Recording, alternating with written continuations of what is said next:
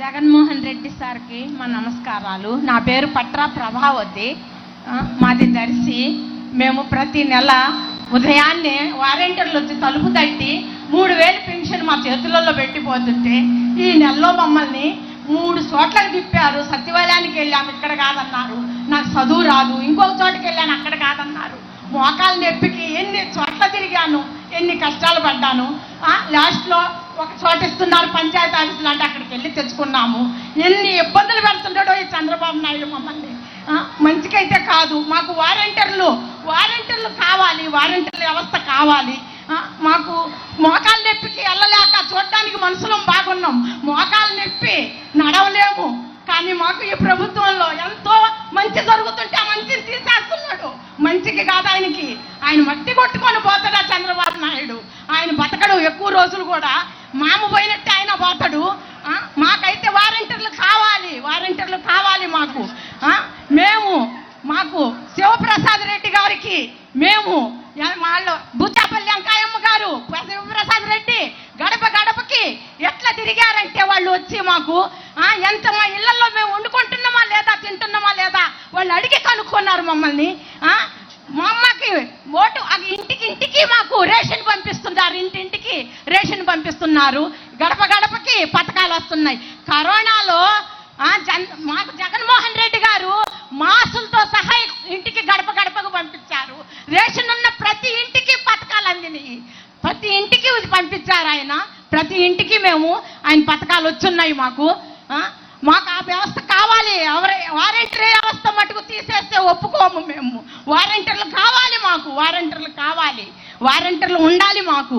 అందుకని మేము జగన్మోహన్ రెడ్డి గారిని, నా బిడ్డ కన్న బిడ్డ కూడు పెట్టడం లేదు, కన్న కొడుకు కూడు పెట్టకపోతే ఆయన ఇచ్చే 3000 రూపాయలతో మేము బతుకుతున్నాము. మాకు అన్యాయం చేయొద్దని మేము అడుగుతున్నాము. మాకు న్యాయం చేయమని మేము అడుగుతున్నాము. అంతే. జగన్మోహన్ రెడ్డి గారికి నాకు చదువు లేదు, నాకు మాట్లాడటం రాదు, నాకు చదువు లేదు. మీరు అర్థం చేసుకో. చాలా బాగా మాట్లాడావక్క.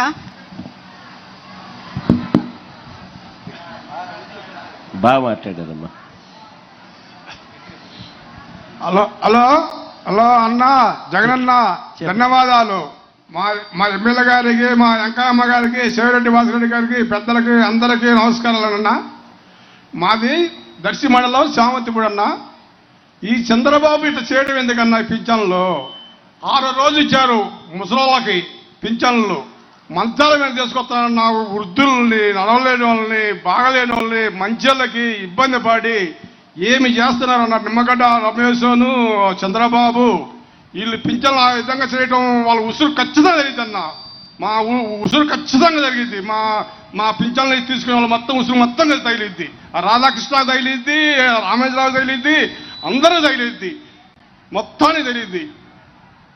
అట్లా అలాగే మొత్తానికి నా ఇంటికి 85,000 వస్తున్నాయన్న. నీకుండా మేము బాగుపడ్డామన్నా.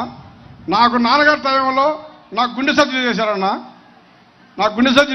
మంచి అప్పుడు చూశారు. మా సచివాలయంలో మందులు అన్ని డాక్టర్లమ్మ ఇంటికి వచ్చి ఇచ్చిపోతారన్న. మాకు ఇచ్చిపోతారు మొత్తం. నీ మేలు ఎప్పుడూ మర్చిపోలేమన్నా.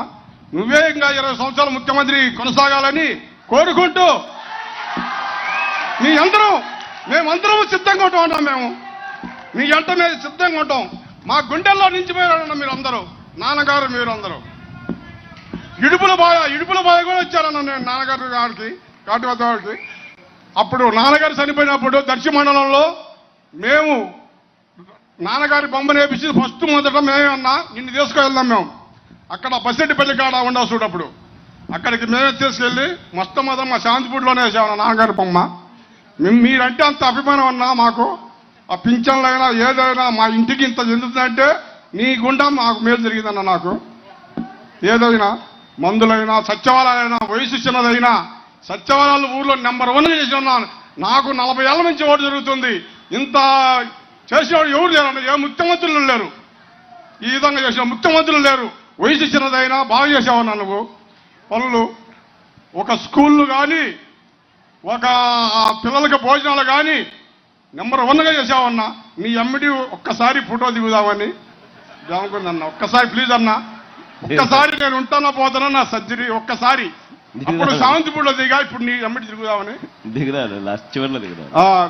దిగాలన్నా. నీ మేలు మర్చిపోలేం. జై వైఎస్ఆర్, జై వైఎస్ఆర్, జై చంద్రబాబు నాయుడు.